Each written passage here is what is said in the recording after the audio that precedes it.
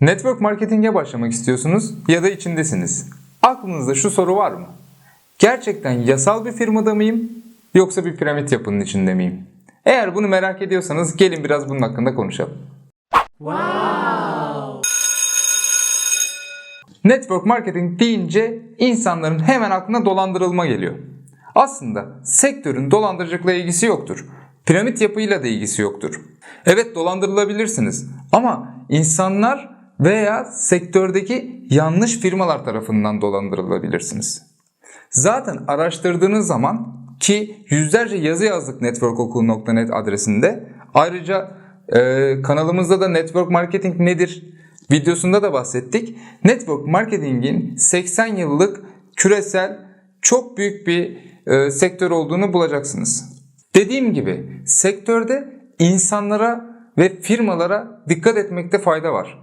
Özellikle bu ticarete yeni başlayacaksanız nasıl çok kazanırım? En çok hangi firmada kazanırım? En kolay hangi firma bana fırsat sunar? Bu soruları düşünmek yerine öncelikle dolandırılmadığınızdan ve yanlış bir firmada başlamadığınızdan emin olmanız lazım. Sadece yeni başlayacaklar için değil, birkaç yıldır bu sektörün içinde olan networkerların da yasal bir firmayı ayırt etmesi zor olabiliyor. Bu yüzden çok basit şekilde 8 soruluk testi size anlatacağım ve bu testten sonra herkes yasal bir firmada olup olmadığını anlayabilecek. Bu arada bu testi biz hazırlamadık arkadaşlar. Dünya Doğrudan Satış Federasyonu tarafından hazırlanmış ve kavramlaştırılmıştır. Şimdi size anlatacağım 8 soruya da evet diyorsanız doğru bir firmada olduğunuzu anlayabilirsiniz. Birinci soru, bir ürün var mı? Bazı firmalar sertifika, kupon, indirim, üyelik gibi somut değeri olmayan şeyler satıyorlar.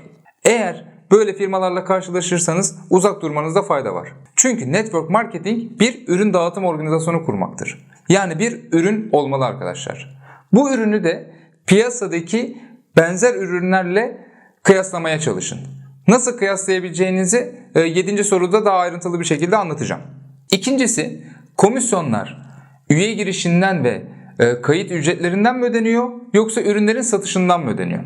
Arkadaşlar network marketing'de giriş ücreti, üyelik, aidat gibi ücretler yoktur yasal firmalarda. Eğer ürünler yeni girenlerin kayıt ücretlerinden ödeniyorsa buna şüpheli gözle bakmanızda fayda var.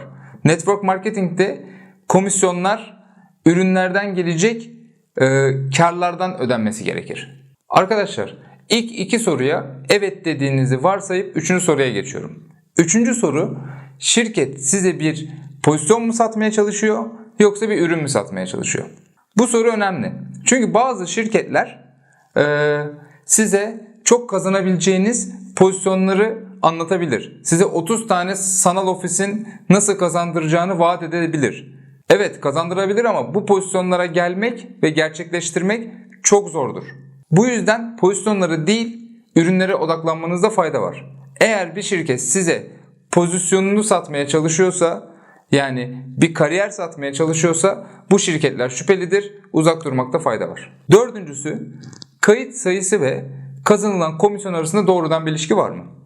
Arkadaşlar siz kayıt ettiğiniz insanların üzerinden komisyon kazanamazsınız yasal network marketing firmalarında. Çünkü herhangi biri bir network marketing firmasına herhangi bir ücret ödemeden kayıt olabilir. Komisyonu sadece müşterilere satılan ürünlerden veya işi kabul edip takımınıza katılmış kişilerin aldığı ürünlerdeki karlardan kazanabilirsiniz. 5. soru, işe alım durdurulsa hala para kazanabilecek misiniz? Bu şu demek. Diyelim ki takımınıza bir daha hiç kimse girmiyor. Bu durumda sizin ürünleriniz hala alınıp satılmaya devam edecek mi? Ve siz bundan hala para kazanıyor olacak mısınız? Yani buradaki alım satımdan kastım şu. İnsanların takıma katılmadan müşteri olarak ürünlerinizi alıyor mu? Veya takımın içinde bu ürünlerinizi kullananlar var mı? Eğer bu şekilde olacağını düşünüyorsanız o zaman bu soruya da evet diyebilirsiniz. 6. soru, şirketin makul bir ürün iade politikası var mı? Eğer bir firma ürününe güveniyorsa makul bir iade politikasında olması gerekir. Bu aslında kendine güvendiğini de gösterir. Aslında çoğu ülkede zaten yasa gereği makul bir iade politikası olması zorunluluğu vardır. Eğer firma sattığı ürünü belli bir süre zarfında geri iade almayı kabul etmiyorsa o firma şüphelidir. Uzak durmakta fayda var arkadaşlar. 7. soru, ürünler adil bir piyasa değerine sahip mi değil mi? Aslında ilk soruda da söylediğim gibi ürünleri piyasadaki benzer ürünlerle kıyaslamaya çalışın ve değerini ölçün.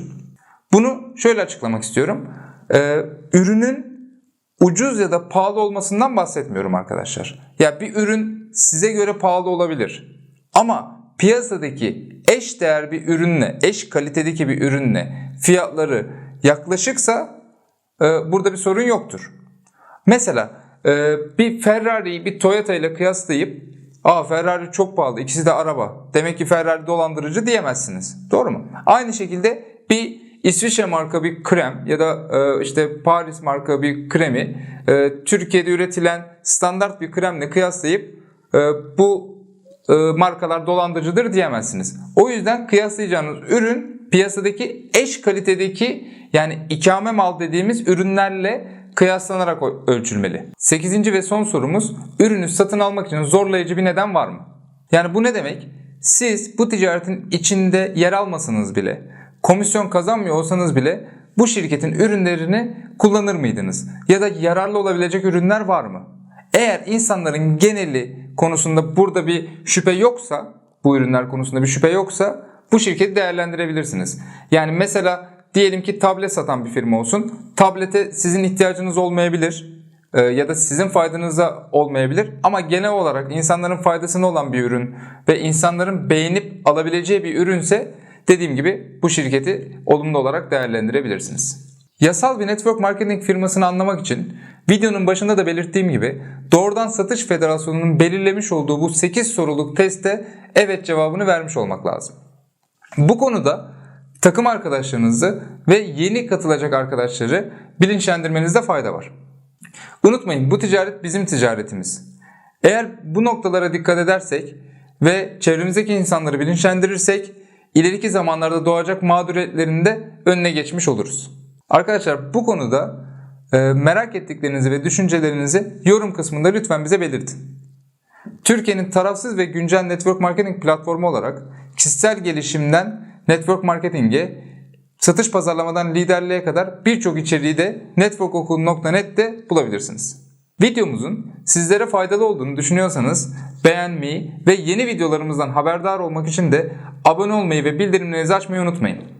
Gönlünüzden geçeni yaşadığınız bir hafta olması dileğiyle. Kendinize çok iyi bakın. Bay bay.